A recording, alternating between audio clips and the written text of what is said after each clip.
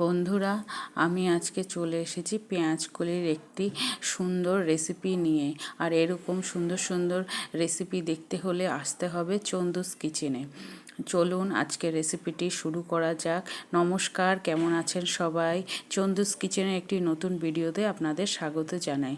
আমি কড়াইতে সামান্য পরিমাণে সাদা তেল নিয়ে নিয়েছি, তার মধ্যে পেঁয়াজকলি আর আলু কেটে নিয়েছি। আপনারা দেখতেই পাচ্ছেন আলুকে আমি আলু ভাজার আলুর মতন করে কেটে নিয়েছি, আর পেঁয়াজকলিকে ছোট ছোট সাইজ করে কেটে নিয়েছি। এবার একটা পেঁয়াজকে কুচি করে নিয়েছি, আর কয়েকটা 3-4টে কাঁচা লঙ্কা মাঝখান দিয়ে চিড়ে নিয়েছি। এবার রুই মাছের পিসগুলোকে সরু সরু করে ছোট ছোট পিস পিস করে কেটে নিয়েছি। এবার লঙ্কার গুঁড়ো, জিরের গুঁড়ো, ধনের গুঁড়ো আমি দিয়ে দিয়েছি। এতে কোনো বাটা মশলার প্রয়োজন পড়বে না।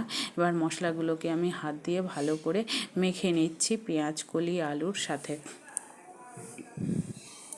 আমি এখনও কিন্তু গ্যাসের আঁচ অন করিনি, কড়াইতে দিয়েই এগুলো আমি মেখে নিচ্ছি। আপনারা চাইলে বাটিতেও করতে পারেন। এবার গ্যাসের আঁচ আমি অন করে দিয়ে 3-4 মিনিট মতো ঢাকা দিয়ে মিডিয়াম আঁচে রান্না করে নিয়েছিলাম।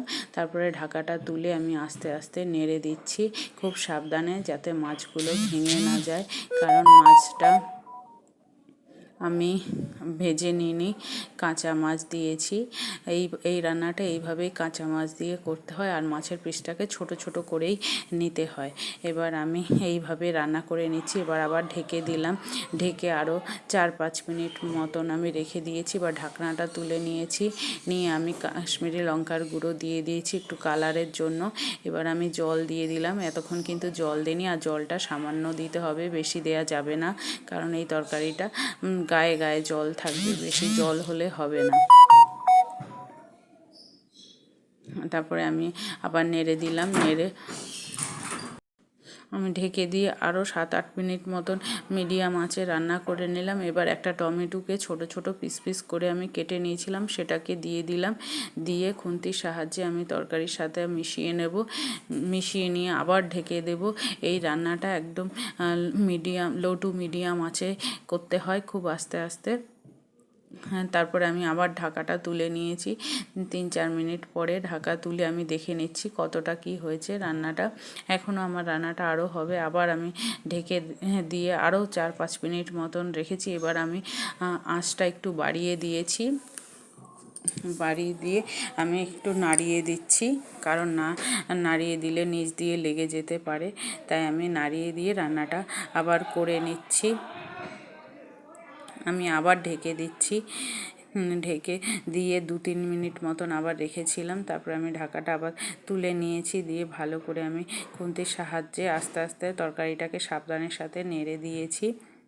নেড়ে দিয়ে আমি আরও কিছুক্ষণ হতে দিলাম রান্নাটা, কারণ এই রান্নাটা হতে দেরি হচ্ছে, যেহেতু আমি লো টু মিডিয়াম আঁচে রান্নাটা করছি।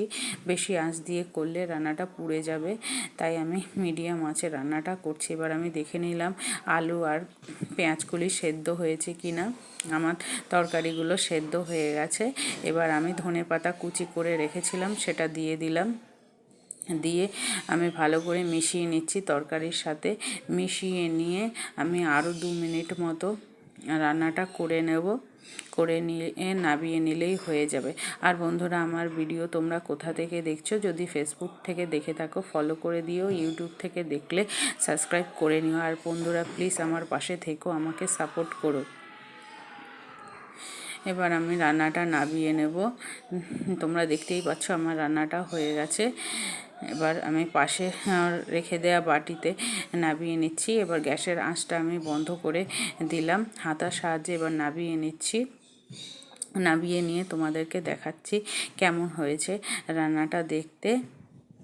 গরম গরম ভাতের সঙ্গে খেলে এই তরকারি একেবারে জমে যায়। গরম ভাতের সঙ্গে আপনারাও একবার বানিয়ে দেখবেন। টাটা, ধন্যবাদ সবাইকে।